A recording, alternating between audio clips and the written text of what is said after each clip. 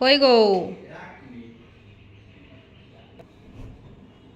আসরে বাবা, হাই দেখ জামা, কিছু বলার নাই। বাবা শুধু সারপ্রাইজ না বসো বসো বসো, সময় দেরি করো না বেশি। খালি সারপ্রাইজ বাবা রে। তুমি খুশি হয়েছো? হবে না? খুব খুশি। তুমি কতটা খুশি না তোমাকে এগুলো দিতে পেরে আমি নিজেও অনেক খুশি। কাল থেকে তো তুমি সারপ্রাইজ করে যাচ্ছ শুধু আমাকে। হ্যাঁ একটু এগিয়ে বসো। হাতটা ভেঙে। আচ্ছা হ্যাঁ কি গো? এত সারপ্রাইজ,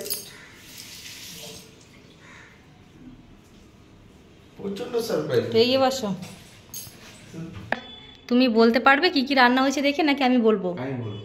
বলো দেখি। বেগুন ভাজা, হ্যাঁ, শাক ভাজা, পটল ভাজা, কুঁদরি ভাজা, আলু ভাজা, তারপরে খাসির মাংস, এটা খাসির মাংসের ঝোল, একটা কষা, হ্যাঁ, এটা দই, মিষ্টি, পাঁপড়।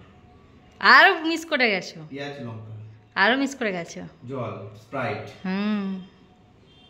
ঠিক আছে, একটু খেয়ে বলো কেমন হয়েছে। বাবা খাচ্ছি, অবশ্যই খাবো।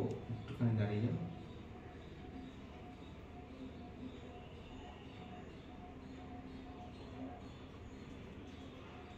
বেশি কি পিতৃপুরুষ না কি বলে তাদেরকে দিতে হয় সেটা? না তাহলে দাঁড়াও না।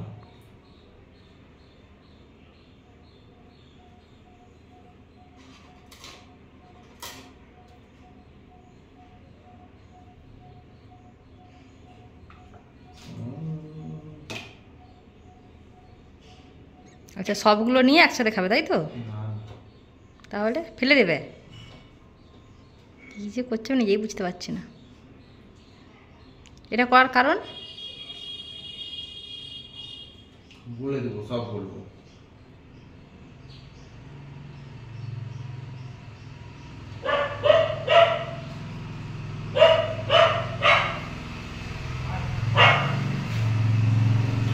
এটার কারণ হচ্ছে একটু শুনে ফেলে দিতে হয়, এটা হচ্ছে বলে গুরুজনরা। আচ্ছা ঠিক আছে, তাহলে খেয়ে বলো কেমন হয়েছে। চিপকে গেছে গো। গরম না, এই জন্য তো।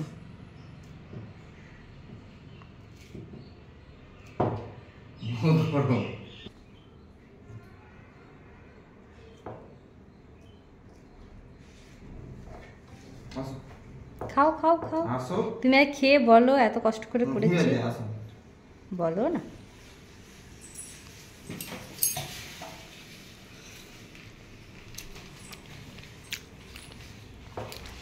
জীবনে প্রথমবার খাসির মাংস রান্না করছি, তাই না? আমার তো ভয় লাগছিল। হয়েছে, কিছু নেই না, ধনে পাতা ছিল, টমেটো কিছুই ছিল না জানো। চলো টাটা করে দাও। বাই বাই, অনেক সারপ্রাইজ দিয়েছি আমাকে।